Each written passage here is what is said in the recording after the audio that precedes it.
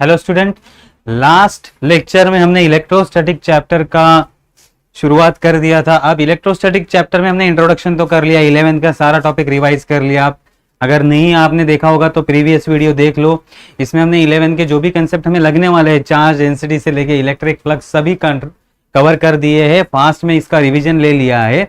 अब हम जो स्टार्ट करने वाले हैं next topic, that is application of Gauss law. Gauss law का एप्लीकेशन अब हम स्टार्ट करने वाले हैं। तो एप्लीकेशन ऑफ गॉस लॉ में क्या करना होगा, हमें electric field intensity find out करनी है। इलेक्ट्रिक फील्ड हमें फाइंड आउट करनी है। तो उसके 5 स्टेप हमने ऑलरेडी स्टडी कर लिए थे कि इलेक्ट्रिक फील्ड फाइंड आउट करने के लिए 5 स्टेप कौन से है। तो देखो, पहला स्टेप जो हमने कहा था, describe charge distribution. Describe charge distribution. Charge distribution हमारे 3 टाइप के होते हैं। एक होता है लीनियर चार्ज डिस्ट्रीब्यूशन, एक होता है सरफेस चार्ज डिस्ट्रीब्यूशन, और थर्ड होता है वॉल्यूम चार्ज डिस्ट्रीब्यूशन। तो जनरली हम लीनियर और सरफेस पे मींस ये हमें यूजफुल है, वॉल्यूम हमें यूजफुल नहीं है। लीनियर और सरफेस चार्ज डिस्ट्रीब्यूशन या linear charge density, surface charge density हमें यूजफुल है, बाकी ये दो यूजफुल नहीं है। देन सेकेंड जो है, obtain the flux by Gauss theorem. अब हमें गॉस थ्योरम का यूज करना है। गॉस थ्योरम क्या कहता है, flux is equal to charge upon epsilon zero. Charge upon epsilon zero, अगर आप इसका यूज करोगे तो हमें फ्लक्स का वैल्यू मिलेगा, उसे हम कहेंगे इक्वेशन ए, उसे हम कहेंगे इक्वेशन ए। देन विजुअलाइज अ गॉसियन सरफेस। अब हमें जहां इलेक्ट्रिक फील्ड इंटेंसिटी फाइंड करनी है, उसको जैसे लास्ट टाइम कहा था, उतने एरिया को हम एक इमेजिनरी सरफेस ड्रॉ करेंगे। वहां तक हम क्या करेंगे, इमेजिनरी सरफेस ड्रॉ करेंगे और उसे कहा जाएगा गॉसियन सरफेस। अब जब हम सॉल्व करेंगे तो आपको पता चल जाएगा। नेक्स्ट फोर्थ क्या है, calculate the electric flux with electric field intensity. Electric field intensity वाला फॉर्मूला यूज करके वापस हमें क्या फाइंड करना है, इलेक्ट्रिक फ्लक्स।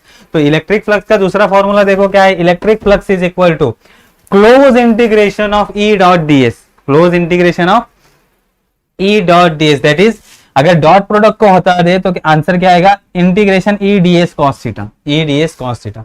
अब हमारे पास एक इक्वेशन ए है और ये हमारा इक्वेशन बी है। हमारा इक्वेशन ये बी है, इक्वेशन बी। और ए और बी को वापस हमें क्या करना है, देन ए और बी को इक्वेट करना है और वहां से हमें ई का वैल्यू फाइंड आउट करना है। हमें क्या फाइंड करना है, ई का वैल्यू यहां हमें फाइंड आउट करना है। यहां से दोनों ए और बी इक्वेशन को, ये हमारा बी इक्वेशन है और ये हमारा ए इक्वेशन है, इन दोनों को हमें कैलकुलेट करके या इक्वेट करके हमें फॉर्मूला फाइंड आउट करना है। तो 5 स्टेप समझ में आ गए। अब देखो, बुक में आपके रैंडम स्टेप दिया गया है, हम इस स्टेप से ही चलेंगे और शॉर्ट में मैं आपको एक्सप्लेन करूंगा कि तीनों डेरिवेशन के लिए स्टेप सेम कैसे होंगे, ठीक है। तो अब हम जो पहला एप्लीकेशन स्टडी करने वाले हैं, दैट इज फर्स्ट है हमारा एप्लीकेशन ऑफ गॉस लॉ। में पहला टॉपिक है electric field intensity due to a uniformly charge hollow sphere और अ हॉलो शेल। अब हमारे पास एक हॉलो स्फीयर है, consider a hollow sphere, consider a charge hollow sphere, a charge hollow sphere of radius capital R, of radius capital R. अब ये हमारे पास पॉजिटिवली चार्ज हॉलो स्फीयर है। अब ये पॉजिटिव चार्ज होने के कारण इससे इलेक्ट्रिक फील्ड क्या होगा, बाहर आएगी। इससे इलेक्ट्रिक फील्ड क्या होगा, बाहर आएगी। तो ये इलेक्ट्रिक फील्ड हमने दिखाई है हर जगह पे, इलेक्ट्रिक फील्ड आउटवर्ड होगी, इलेक्ट्रिक फील्ड आउटवर्ड होगी और इसका रेडियस कितना होगा, आर होगा। अब हमें फाइंड आउट क्या करना है, इलेक्ट्रिक फील्ड इंटेंसिटी मींस ई का वैल्यू। तो आते अब हम हमारे स्टेप पे। देखो, हमें पहला स्टेप क्या कहा है, हमें पहला step describe the charge distribution. तो पहला स्टेप होगा हमारा चार्ज डिस्ट्रीब्यूशन डिस्क्राइब करना। तो इसमें फर्स्ट स्टेप चार्ज डिस्ट्रीब्यूशन, मैं स्टेप बाय स्टेप यहां लिखता हूं, चार्ज डिस्ट्रीब्यूशन। अब देखो, ये स्फीयर है, हॉलो स्फीयर है।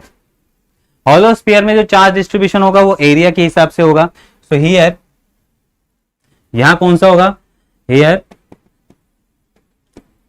सरफेस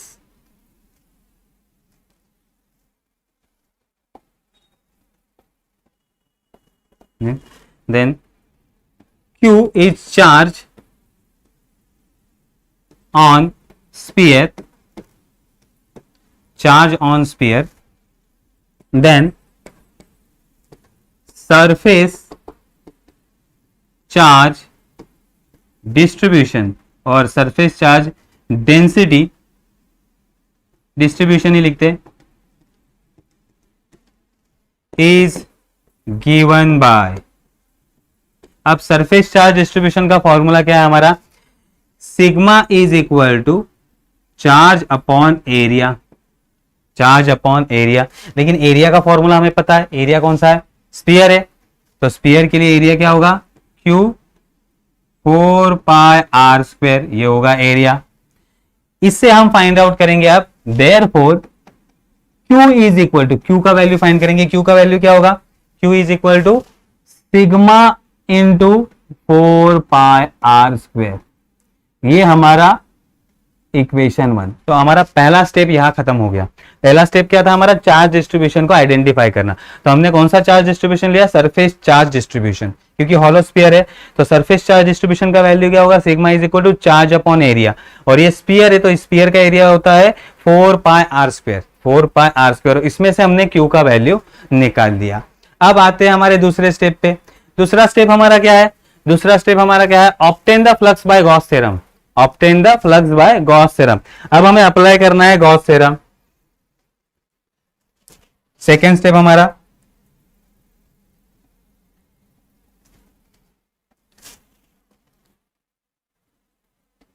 बाय यूजिंग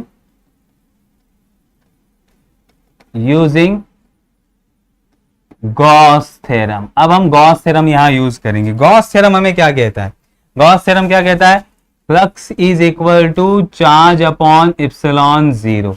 अब चार्ज का वैल्यू तो हमने निकाला है, तो from equation 1 flux is equal to Q का value sigma 4 pi r square upon epsilon zero, equation A, ये आ गया इक्वेशन ए। तो दूसरा स्टेप भी हमारा कंप्लीट हो गया, हमने गॉस लॉ अप्लाई कर दिया। अब आते हैं तीसरे स्टेप पे। तीसरा स्टेप हमें क्या कहता है, visualise Gaussian surface, visualise Gaussian surface. अब गॉसियन सरफेस को कैसे विजुअलाइज करते हैं, देखो अब ये पॉजिटिवली चार्ज है, तो पॉजिटिव चार्ज की वजह से, पॉजिटिव चार्ज की वजह से सराउंडिंग में क्या जनरेट होगा, इलेक्ट्रिक फील्ड। सराउंडिंग में क्या होगा, इलेक्ट्रिक फील्ड। अब इस इलेक्ट्रिक फील्ड का वैल्यू हमें फाइंड आउट करना। तो ये इलेक्ट्रिक फील्ड हम कहां फाइंड कर सकते हैं, तो हमारे ऊपर डिपेंड करता है। ये किस पे डिपेंड करता है, हमारे ऊपर ये डिपेंड करता है। तो हम क्या करेंगे, एक पॉइंट लेंगे, पॉइंट P, क्या लेंगे, पॉइंट P कंसिडर करेंगे, और उस पॉइंट P के यहां हम इलेक्ट्रिक फील्ड फाइंड आउट करेंगे। तो सपोज मैंने कंसिडर किया कि पॉइंट P, ये हमारा पॉइंट P, यहां मुझे electric field intensity find out करनी है। तो पॉइंट P कितने डिस्टेंस पे, स्मॉल r इतने डिस्टेंस पे, कितने डिस्टेंस पे, स्मॉल r डिस्टेंस पे। तो ये डिस्टेंस कितना है, स्मॉल r। तो अगर मैं ऊपर स्मॉल r पे जाऊंगा तो वापस इलेक्ट्रिक फील्ड सेम होगा। यहां भी इस साइड लेफ्ट साइड में जाऊंगा, r इतने डिस्टेंस पे, इलेक्ट्रिक फील्ड सेम होगा। तो यहां से मैं कितने भी मींस सेंटर से r इतने डिस्टेंस पे कहीं भी जाऊं तो हर जगह क्या होगा, इलेक्ट्रिक फील्ड सेम होगा। यहां इलेक्ट्रिक फील्ड सेम, यहां जाओगा फिर भी इलेक्ट्रिक फील्ड सेम, यहां भी इलेक्ट्रिक फील्ड सेम, तो हर जगह इलेक्ट्रिक फील्ड सेम होगा। तो मैं क्या करूंगा, स्मॉल r रेडियस लेके एक इमेजिनरी सरफेस ड्रॉ करूंगा। Consider a small r as a radius, ये एक इमेजिनरी सरफेस हमने ड्रॉ कर दिया। अब इसे कहेंगे हम गॉसियन सरफेस। इसे क्या कहेंगे, गॉसियन सरफेस। अब इस सरफेस पे आप कहीं भी जाओ, इलेक्ट्रिक फील्ड का वैल्यू सेम, E का वैल्यू सेम होगा, क्योंकि डिस्टेंस कितना है, इसका रेडियस कितना है, इसका रेडियस है स्मॉल r, इसका रेडियस है r। तो यहां स्फीयर पे कहीं भी जाओ वहां इलेक्ट्रिक फील्ड का वैल्यू सेम होगा। तो इमेजिनरी हमने क्या कर लिया, एक सरफेस ड्रॉ कर दिया, यहां इलेक्ट्रिक फील्ड का वैल्यू सेम होगा। अब पहले हमें क्या करना है, कंसिडर अ पॉइंट P। हमने क्या किया, consider point P at distance small r from center of sphere, then next step क्या किया, draw Gaussian surface. Gaussian surface कौन सा है, Gaussian sphere of radius small r. अब हमने क्या किया, गॉसियन स्पीयर ड्रॉ किया, रेडियस आर। अब हर जगह यहां पे क्या होगा, इलेक्ट्रिक फील्ड का वैल्यू सेम होगा। अब हमें इलेक्ट्रिक फील्ड फाइंड करना है, तो हम कहां फाइंड करेंगे, पहले छोटे से एरिया के लिए फाइंड करेंगे। किसके लिए फाइंड करेंगे, छोटे से एरिया के लिए। तो यहां P के अराउंड हम एक छोटा सा एरिया लेंगे ds। P के अराउंड हम छोटा सा एरिया लेंगे ds। Now consider area ds around point P, around point P to find electric field intensity। अब इसके बाद क्या करना है हमें, ये गॉसियन स्फीयर हमने विजुअलाइज कर लिया। नाउ हम क्या करेंगे, अब इलेक्ट्रिक फील्ड E का डायरेक्शन हमें पता है। देखो इलेक्ट्रिक फील्ड का डायरेक्शन ये रहा, इलेक्ट्रिक फील्ड का डायरेक्शन, ये इलेक्ट्रिक फील्ड हमारा वेक्टर फॉर्म में, ये हमारा इलेक्ट्रिक फील्ड का डायरेक्शन है।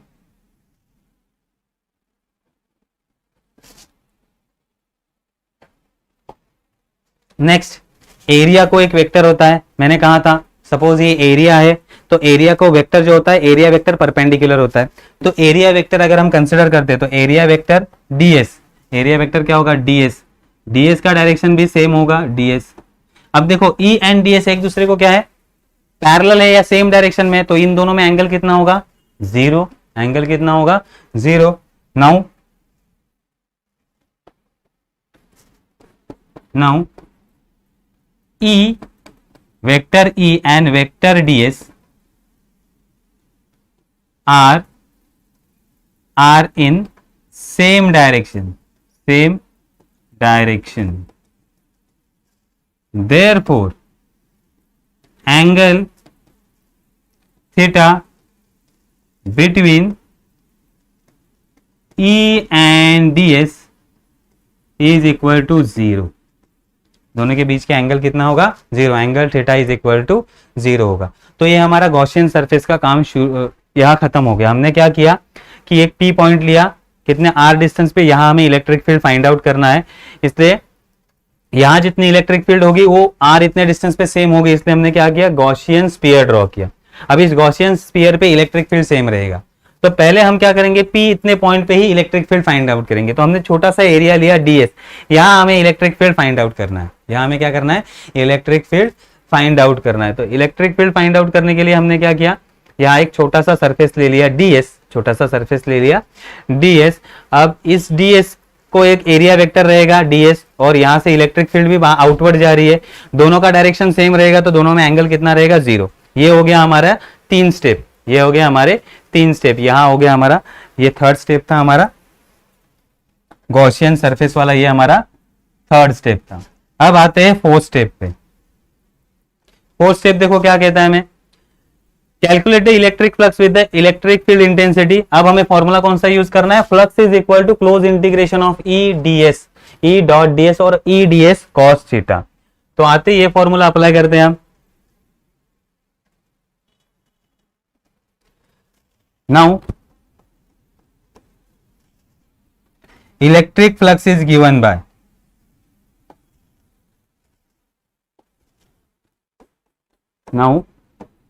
electric flux is given by, electric flux का value flux is equal to E ds।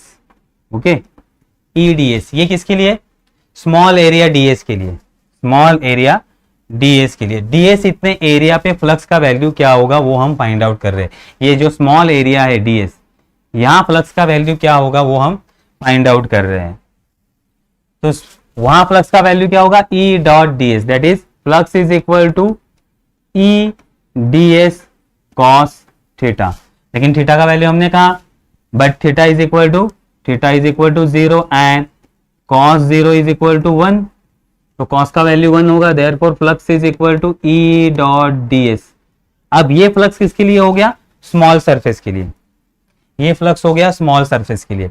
तो अगर ऐसा सारे फ्लक्स अगर हम निकाल लेंगे हर एक डीएस, छोटे छोटे डीएस के लिए, तो हमें पूरे गॉसियन स्फीयर पे कितना इलेक्ट्रिक फील्ड है वो फाइंड हो जाएगा। तो सबको क्या करना है, हमें ऐड करना है, या हमें क्या करना होगा, इंटीग्रेशन लेना होगा। क्या होगा, इंटीग्रेशन। तो टोटल फ्लक्स फाइंड आउट करने के लिए हमें क्या लेना होगा, इंटीग्रेशन लेना होगा। So total flux is equal to, इसको हम कैसे लिखते हैं, इंटीग्रेशन, क्लोज इंटीग्रेशन। यहीं पे मैं ऐड कर रहा हूं क्लोज इंटीग्रेशन। तो टोटल फ्लक्स का वैल्यू कितना हो गया, इंटीग्रेशन ईडीएस। तो ये फॉर्मूला समझ में आ गया। पहले हमने छोटे सरफेस के लिए फाइंड आउट किया, देन इंटीग्रेशन करना था, लेकिन मैंने इंटीग्रेशन यहीं पे अप्लाई कर दिया। तो flux is equal to integration E d s, cos का वैल्यू 0 आ गया। अब देखो यहां से इलेक्ट्रिक फील्ड तो गॉसियन सरफेस पे कांस्टेंट है, तो ई बाहर आ जाएगा, बचेगा क्या, इंटीग्रेशन ऑफ डीएस। अब सारे डीएस को ऐड कर देंगे हम, सारे डीएस को ऐड कर देंगे तो कौन सा शेप बनेगा, तो ये शेप बनेगा sphere with radius small r, sphere with the radius of small r. तो अब यहां हम लिखेंगे flux is equal to E total area 4 pi small r square, equation B, equation B. अब हमारे पास इक्वेशन ए आ गया और हमारे पास इक्वेशन बी आ गया। देखो हमारे पास इक्वेशन ए है फ्लक्स इज इक्वल टू, और इक्वेशन बी आ गया। अब दोनों को हम कंपेयर करेंगे। नेक्स्ट स्टेप हमारा फिफ्थ स्टेप, ये हो गया फोर्थ स्टेप और ये अभी fifth step. Compare equation A and equation B. ठीक है, तो इक्वेशन ए और इक्वेशन बी को कंपेयर करते। इक्वेशन बी हमारे पास है ई 4 पाई आर स्क्वायर, और इक्वेशन ई क्या था हमारा, इक्वेशन ए क्या था, देखो इक्वेशन ए था हमारा sigma 4 pi r square divided by epsilon naught. तो ये होगा sigma 4 pi r square divided by epsilon naught. अब यहां से 4 pi cut, therefore electric field intensity E is equal to क्या होगा, E is equal to sigma epsilon 0 as it is, और sigma are square epsilon 0 as it is, और ये small r square है वो यहाँ डिनोमिनेटर में आ जाएगा, ये हो गया स्मॉल आर स्क्वायर। तो ये हो गया electric field intensity due to hollow sphere और अ हॉलो शेल। अब ये इलेक्ट्रिक फील्ड इंटेंसिटी कहाँ फाइंड की, तो हमारे पास ये हॉलो स्फीयर था, स्मॉल आर इतने डिस्टेंस पे ये इलेक्ट्रिक फील्ड वैल्यू है। ठीक है, तो पॉइंट पी कहा था हमारा, स्मॉल आर इतने डिस्टेंस पे। सपोज पॉइंट पी हमने स्फीयर पे ले लिया, स्फीयर का रेडियस कितना था, capital R. Now point P, first point P on the hollow sphere, on the hollow sphere. तो अब पॉइंट पी हम कहां ले रहे हैं, ये हमारा स्फीयर है पॉजिटिवली चार्ज, जिसका रेडियस कितना है आर, और पॉइंट पी भी हम स्फीयर पे ले रहे हैं। तो कितने डिस्टेंस पे है, ये भी आर इतने डिस्टेंस पे है। तो हम क्या कहेंगे, here small r is equal to capital R.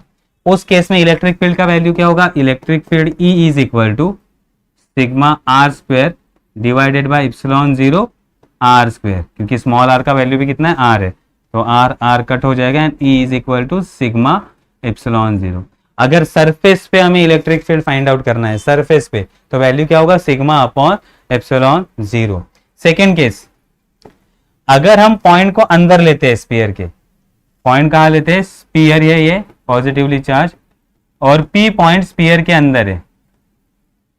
अब इस केस में सारे चार्ज हॉलो स्फीयर है, पैक है, सारे चार्ज तो बाहर है, अंदर एक भी चार्ज नहीं है। So inside point P, inside sphere,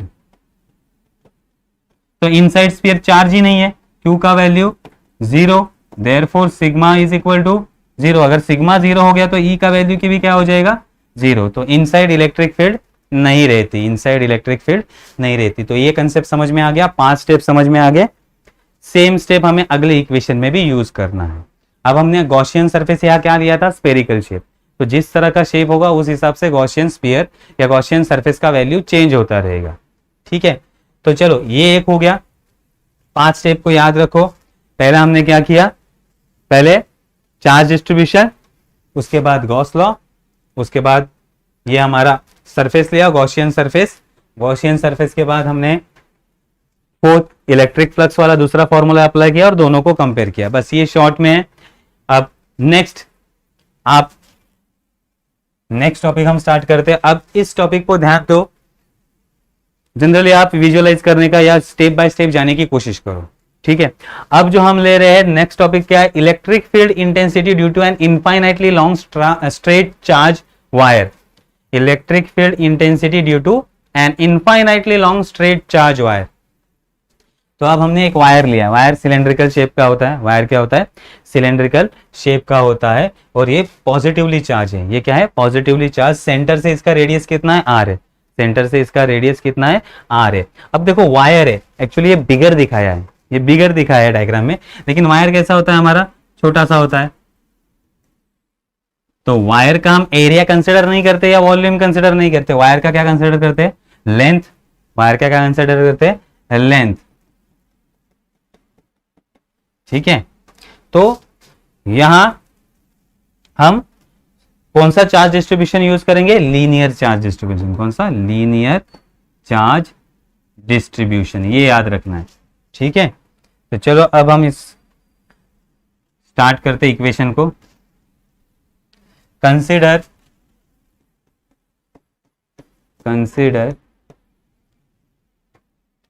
infinite long straight charge wire r radius of wire from central axis। Capital R क्या है, radius from the central axis. Now Q charge on wire, then कौन सा charge distribution होगा, अब यहाँ wire को length होती है तो linear charge distribution is given bye linear charge distribution is given bye linear charge distribution lambda is equal to charge upon length, charge upon length। तो यहां से हम चार्ज का वैल्यू निकालेंगे, therefore charge is equal to lambda into length. Equation 1 ये हो गया। तो अब चार्ज का वैल्यू फाइंड किया। अब ये हो गया हमारा फर्स्ट स्टेप, ये हो गया हमारा फर्स्ट स्टेप यहां तक। अब सेकंड स्टेप याद करो। सेकंड स्टेप में क्या करना है, applying Gauss law. Applying Gauss law, चलो गॉस लॉ में क्या कहता है, फ्लक्स इज इक्वल टू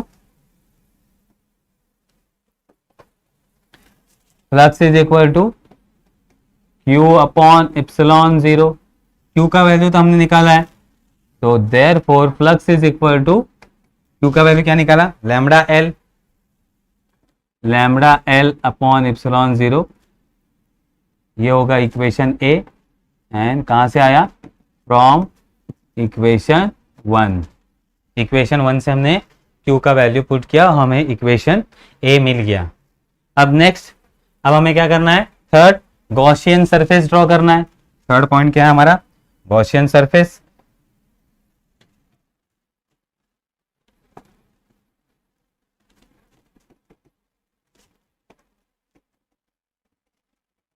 तो कौन सा शेप का ड्रॉ करे गॉसियन सरफेस, जनरली जो ऑब्जेक्ट का शेप है उसी का हम ड्रॉ करते हैं गॉसियन सरफेस। तो यहां जो हम गॉसियन सरफेस ड्रॉ करने वाले वो सिलेंड्रिकल होगा। वो कैसे होगा, सिलेंड्रिकल होगा। तो गॉसियन सरफेस हम ड्रॉ करते हैं सिलेंड्रिकल।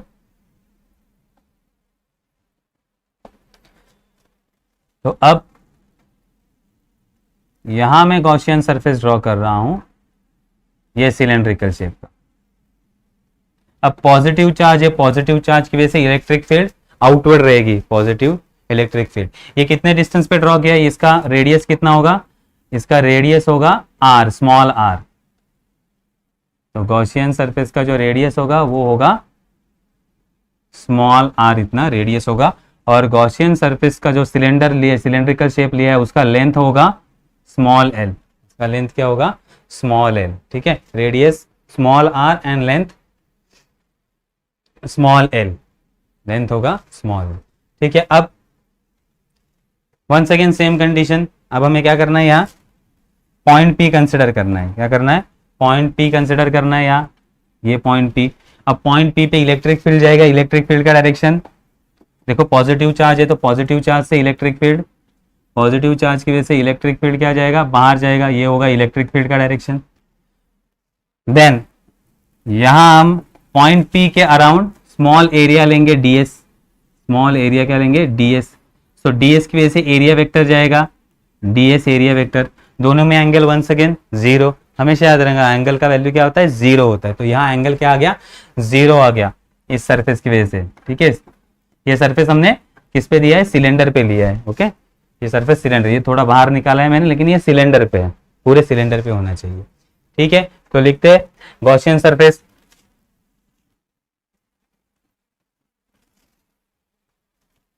ओके, ड्रॉ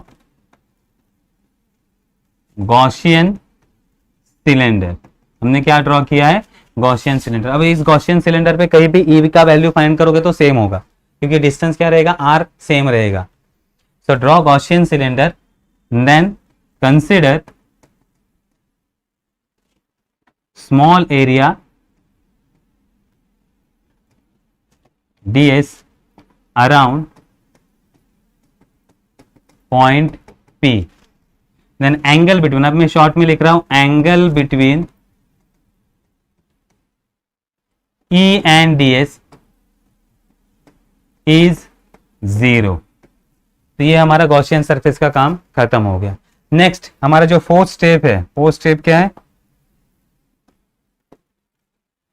फाइंड करना है इलेक्ट्रिक फ्लक्स।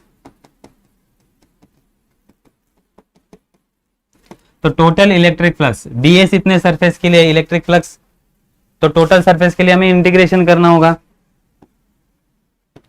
तो अगर dl सरफेस है तो dl सरफेस के लिए इलेक्ट्रिक फ्लक्स क्या होगा e ds cos theta, cos का वैल्यू जीरो, और टोटल सरफेस के लिए इंटीग्रेशन, तो ये होगा integration e ds cos theta, लेकिन थीटा का वैल्यू, एंगल का वैल्यू कितना है जीरो है, cos theta is equal to 1, but theta is equal to zero and cos theta is equal to 1 होगा, जीरो का value 1, and therefore flux is equal to E integration, और ये ds अंदर रहेगा क्योंकि electric field constant.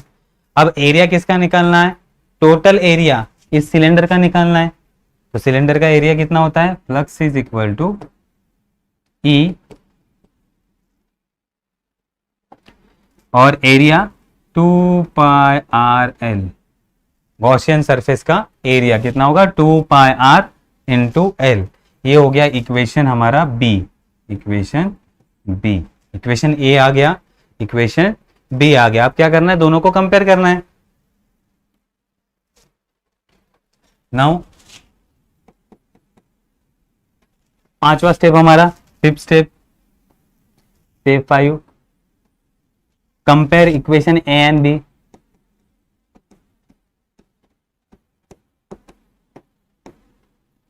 Equation B, दोनों equation देख लो, इक्वेशन ए और इक्वेशन बी क्या कहता है। देखो equation A lambda L divided by epsilon zero, और ये कहता है हमें flux is equal to E 2πrl, तो ई 2πrl, तो पहला इक्वेशन हम लिखते हैं E 2πrl, E 2πrl is equal to lambda L upon epsilon zero. देखो lambda L upon epsilon zero, दोनों को कंपेयर करो तो इसमें से कट क्या होगा एल, एल कट हो जाएगा, इसमें से एल, एल कट हो जाएगा, और ई का वैल्यू क्या होगा E is equal to lambda 2πr divide में आ गया इंटू एप्सिलॉन जीरो, तो ये होगा हमारा electric field for long straight infinite long wire के लिए अगर वायर पे पॉजिटिव चार्ज होगा तो इलेक्ट्रिक फील्ड आउटवर्ड रहेगा, और अगर सिलेंडर पे इस वायर पे निगेटिव चार्ज रहेगा तो इलेक्ट्रिक फील्ड का डायरेक्शन इनवर्ड रहेगा। इलेक्ट्रिक फील्ड का डायरेक्शन कहाँ रहेगा? इनवर्ड रहेगा। ये समझ में आ गया? अब ये हो गया हमारे दो में टॉपिक। अब तीसरा इसके ऊपर टॉपिक है, third topic, electric field intensity due to a charge infinite plane sheet. Okay, अब हमारे पास एक प्लेन शीट है इस तरह से, अब इसके ऊपर हम चार्ज रख रहे, इसके ऊपर क्या रख रहे? चार्ज। तो ये लॉन्ग शीट है, तो जैसे ही चार्ज रखेंगे तो इसके दूसरी तरफ भी चले जाएंगे, क्योंकि ये प्लेन शीट है ना, तो एक तरफ चार्ज आप रखोगे तो ये रिपेल होगे दूसरी तरफ। तो अब हमें एक सरफेस नहीं मिलेगा, अब हमें क्या मिलेगा? दो सरफेस मिलेंगे। ये भी एक सरफेस होगा, ये भी एक सरफेस होगा। देखो, जब सिलेंडर होता है, वायर होता है, तो वायर कैसे होता है? सिलेंड्रिकल शेप होता है, यहां से क्लोज होता है, तो चार्ज हम ऊपर रखेंगे तो ऊपर ही रहेंगे चार्ज। स्फीयर में भी चार्ज ऊपर रहेंगे, लेकिन ये अब कैसे? एरिया है, तो एरिया में अगर ये प्लेन शीट है, एक तरफ चार्ज रखोगे तो दूसरी तरफ चले जाएंगे, तो अब हमारे पास दो सरफेस होंगे, तो इलेक्ट्रिक फील्ड यहां भी फाइंड करनी होगी एक तरफ राइट हैंड साइड, और electric field left hand side भी फाइंड करनी पड़ेगी। तो अगर हम पॉइंट पी आर इतने डिस्टेंस पे राइट हैंड साइड पे रहते हैं, तो उतने ही आर इतने डिस्टेंस पे हमें इलेक्ट्रिक फील्ड लेना होगा, मींस लेफ्ट हैंड साइड में भी सेम इलेक्ट्रिक फील्ड रहेगा, तो दोनों जगह हमें इलेक्ट्रिक फील्ड मिलेगा। तो अब देखो, ये हमारे पास इनफाइनाइट प्लेन शीट है, इनफाइनाइट प्लेन शीट है। अब ये शीट है तो इसका एरिया ही फाइंड आउट करना होगा, तो चार्ज डिस्ट्रीब्यूशन कौन सा रहेगा? Surface charge distribution. ठीक है, समझ में आया? नाउ अब हम लिखना स्टार्ट करते हैं इसका डेरिवेशन। सेम स्टेप फॉलो करना है, अभी थोड़ा सा इसमें चेंज होगा, लेकिन स्टेप सारे सेम होंगे। तो consider charge infinite plane sheet. अब देखो, इनफाइनाइट प्लेन शीट है, इसका शेप कोई भी हो सकता है। मैंने यहां रेक्टेंगुलर टाइप शेप लिया है, लेकिन शेप कोई भी हो सकता है, रेक्टेंगल होगा ऐसा नहीं, तो हमें एरिया फाइंड आउट करने में दिक्कत होगी। तो हम क्या करेंगे? Infinite plane sheet, A is area of sheet, ये हम पहले ही डिफाइन कर लेंगे कि इसका एरिया कितना है, ए है, and Q charge on infinite plane sheet, Q is a charge on infinite plane sheet. Then हम क्या लिखेंगे? नाउ सरफेस चार्ज डिस्ट्रीब्यूशन, हमारा पहला स्टेप स्टार्ट हो गया। अब now surface charge distribution is given by, surface charge distribution का value क्या होगा? Sigma is equal to Q upon A. अब देखो, इसका एरिया तो ए है, तो ए को रिप्लेस करने की जरूरत नहीं है, and therefore charge is equal to sigma A. Equation one. अब आते हैं नेक्स्ट स्टेप पे। नेक्स्ट स्टेप हमारा क्या है? Apply Gauss law. Second step,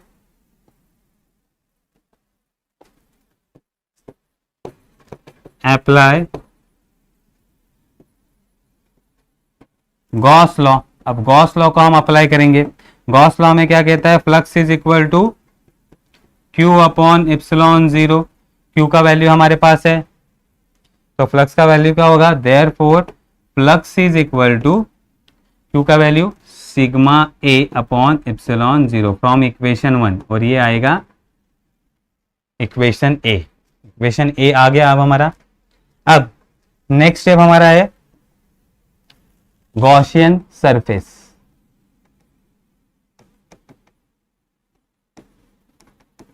अब गॉसियन सरफेस कैसे लिया जाए?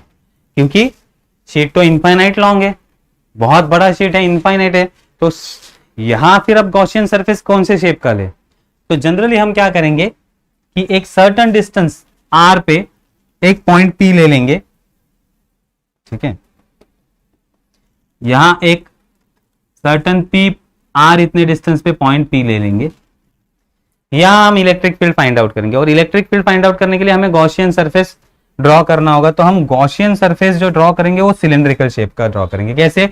जिसका जो एरिया होगा वो ds होगा। गॉसियन सरफेस का एरिया कितना होगा? ds। उस एरिया ds का ही हम गॉसियन सरफेस ड्रॉ करेंगे, तो ये एरिया कितना होगा? ds। तो ये हो गया एक साइड। अब r इतने डिस्टेंस पे जितना इलेक्ट्रिक फील्ड होगा, इलेक्ट्रिक फील्ड का डायरेक्शन आउटवर्ड, इलेक्ट्रिक फील्ड का direction outward. Same electric field पीछे भी रहेगा, सेम इलेक्ट्रिक फील्ड पीछे भी रहेगा, तो यहां हम पॉइंट लेंगे दूसरा p डैश। अब इस p डैश पॉइंट पे भी इलेक्ट्रिक फील्ड रहेगा, तो यहां भी हम एरिया ds ड्रॉ कर लेंगे। ये हमारा p डैश, यहां भी एरिया ds रहेगा और ये होगा हमारा गॉसियन सरफेस। तो राइट हैंड साइड में और लेफ्ट हैंड साइड में, दोनों साइड में इलेक्ट्रिक फील्ड का वैल्यू सेम होगा। यहां से इलेक्ट्रिक फील्ड का डायरेक्शन E। अब एंगल जो अगर फाइंड करना है तो ds वेक्टर यहां आएगा, ds वेक्टर यहां भी आएगा, दोनों में एंगल 0, कॉस का वैल्यू भी 0 होगा। तो राइट हैंड साइड में भी इलेक्ट्रिक फ्लक्स रहेगा, लेफ्ट हैंड साइड में भी इलेक्ट्रिक फ्लक्स रहेगा। तो गॉसियन सरफेस क्या किया? Consider point P,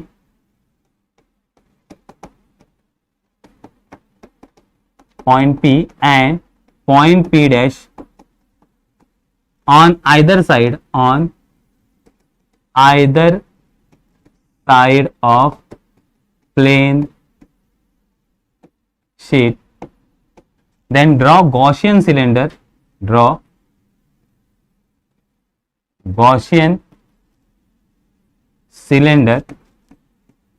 of area ds around point P and point P dash। P dash के अराउंड भी एरिया ds ले लिया और P के अराउंड भी एरिया ds ले लिया। अब हमें क्या फाइंड करना है? इलेक्ट्रिक फ्लक्स, फोर्थ स्टेप हमारा। अब देखो एंगल यहां once again angle between E and ds same रहेगा। Angle between E and ds क्या आएगा? 0। Angle between E and ds 0 रहेगा। ठीक है, नेक्स्ट हमारा fourth step, electric flux find out करना है। इलेक्ट्रिक फ्लक्स हमें फाइंड आउट करना है। तो इलेक्ट्रिक फ्लक्स का फॉर्मूला क्या है हमारा? Electric flux is equal to integration of E dot ds। अब देखो E डॉट ds एक तरफ मीन्स कहां पे हमने फाइंड करेंगे हम? ये पॉइंट P पे, और दूसरा भी इलेक्ट्रिक फ्लक्स यहां होगा, plus electric flux E dot ds कौन से पॉइंट पे? P डैश इतने पॉइंट पे, P डैश इतने पॉइंट पे। अब कॉस का वैल्यू तो हमें पता है, cos 0 इज इक्वल टू 1, दो इक्वेशन में सेम आए हैं, तो यहां मैं डायरेक्टली फ्लक्स का वैल्यू लिखता हूं E bar integration of ds, ये P पॉइंट के लिए, plus E integration of ds, ये P डैश पॉइंट के लिए। अब टोटल एरिया अगर ऐसे ds ऐड करते जाएंगे तो शीट का टोटल एरिया कितना हो जाएगा? हमने लिया है एरिया कितना है? A, तो यहां हम लिखेंगे flux is equal to total area E into A plus E into A, तो ये हो जाएगा flux is equal to 2EA। Equation हो गया B, equation B। Now fifth step, compare equation A and equation B। Compare equation A and equation B। तो देखो दोनों equation क्या है? इक्वेशन B अभी हमने फाइंड किया, क्या फाइंड किया? Equation B is equal to 2EA। Equation B is equal to 2EA is equal to, equation A क्या था हमारा? इक्वेशन A है हमारा flux is equal to sigma A divided by epsilon 0, sigma A divided by epsilon 0। अब ये A cut हो जाएगा and therefore electric field intensity is equal to sigma 2 epsilon 0। तो E is equal to sigma divided bye 2 epsilon 0। ये हमारा electric field आएगा किसकी वजह से? Because of infinite long plane sheet, infinite plane sheet की वजह से। तो हमने 3 इलेक्ट्रिक फील्ड फाइंड आउट कर लिया। पहला जो इलेक्ट्रिक फील्ड था वो किसके लिए था? स्पीयर के लिए, हॉलो स्पीयर के लिए हमने फाइंड आउट किया था। तो हॉलो स्पीयर के लिए इलेक्ट्रिक फील्ड कितना फाइंड किया हमने, स्पीयर के लिए इलेक्ट्रिक फील्ड फाइंड किया सिग्मा इप्सिलॉन 0।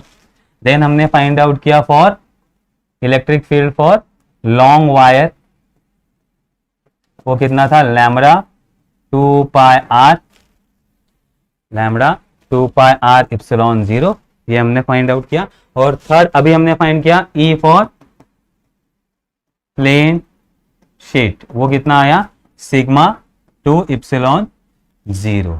तो देखो स्पीयर का सिग्मा इप्सिलॉन 0 उसको हाफ करेंगे तो हमें प्लेन शीट मिलेगा। ये कहा था पॉइंट पे, नहीं तो एक्चुअल फॉर्मूला क्या है हमारा R square by small R. और अगर हम सरफेस पे पॉइंट लेते हैं, सरफेस पे पॉइंट लेते हैं तो इलेक्ट्रिक फील्ड क्या आता है E is equal to sigma epsilon 0 surface के लिए, एक्चुअल फॉर्मूला आर के टर्म में। तो ये दोनों में रिलेशन बन सकता है, ये भी हमें याद रखना है। तो ये समझ में आ गया। तो हमने आज 3 डेरिवेशन कंप्लीट कर लिए हैं और हमने स्टेप्स सेम फॉलो किए हैं। बुक में थोड़ा अगर आप रीड करोगे, बुक जाके रीड करो, बुक अगर आप रीड करोगे तो उसमें स्टेप फॉलो नहीं किए, मीन्स यहाँ का वहां दिया गया है, हमने 5 सारे स्टेप मीन्स तीनों डेरिवेशन 5 ही स्टेप से सॉल्व किए, तो आपको कभी भी दिक्कत नहीं आएगी। सेम स्टेप हम फॉलो कर रहे हैं, इसलिए अच्छी तरीके से उसका नोट्स बना लो, ओके, जो भी दिया है। और बुक के हिसाब से नहीं, अपने हिसाब से भी जा सकते हो, फिर भी ये इजीली सॉल्व होगा। तो तीनों भी पॉइंट इजीली है और इसके ऊपर बोर्ड में क्वेश्चन आते ही है, मोस्ट ऑफ टाइम ये क्वेश्चन पूछा गया, इन तीनों में से एक डेरिवेशन आपको पूछा जाएगा। ओके, तो यहाँ हम स्टॉप करते हैं।